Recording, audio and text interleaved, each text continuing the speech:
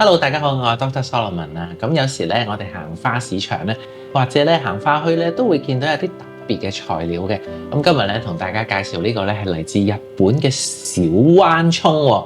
咁咧其實佢係咁嘅樣嘅，一紮咧就大概5支到啦。咁其實咧佢一啲都唔平㗎嚇。咁但係咧就每一支咧嘅形態咧都非常之獨特，好似咧寫書法咁樣樣嘅，又或者啲簽名咁樣，每一支咧都好靚嘅。咁我哋點樣去表現佢咧？插一個花樽，呢個重點咧喺邊度咧？插呢一種線條型嘅花，就係我哋咧叫空間啦。咁又或者具體啲講咧，叫負空間啊嚇。咁你諗下啦，譬如話如果插花或者話油公仔嘅話，油咗顏色嘅地方咧，嗰啲就叫做正空間，因為填滿咗啊嘛。淨係捆邊嘅地方捆咗出嚟嘅空間咧，就叫做負空間啦。咁你可以諗下嗱，呢條框咧就好似畫公仔咁樣捆咗個邊啦，係咪裏面呢啲框咗出嚟嘅空間咧？呢就叫負空間啦。其實負空間咧話難唔難，話易唔易嘅。咁但係咧，我哋一定要有足夠嘅空間，即係譬如話好似一隻拳頭咁樣啦，喺啲框與框之間、線條同線條之間，要有足夠嘅負空間俾佢咧，先至可以咧成為一個流暢嘅作品嘅。咁如果要插呢啲花，可以揾啲咩花樽咧？我就會建議咧係有一啲咧比較特別啲嘅形狀啦，或者可能咧自己本身個花樽好似我呢個咁，都有少少線條感嘅花樽先。咁我買咗5支翻嚟啦。咁其實咧我一陣咧其實用2-3支已經夠噶啦。咁同埋呢啲葱咧係會開花嘅。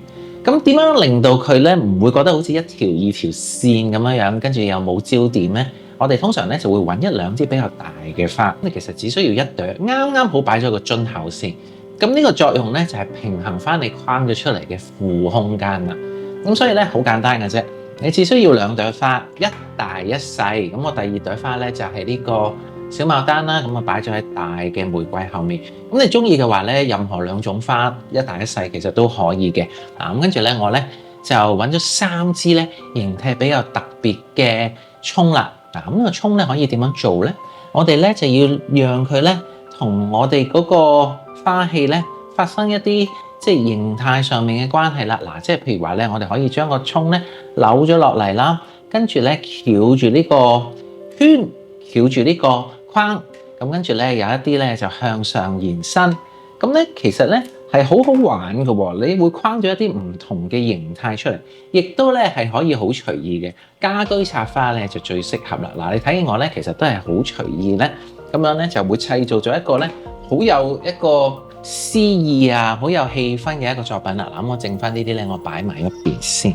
咁所以咧我咧就要一長一短，有啲向前，有啲向後，有啲咧同嗰個器皿咧框住咗，發生少少關係咧。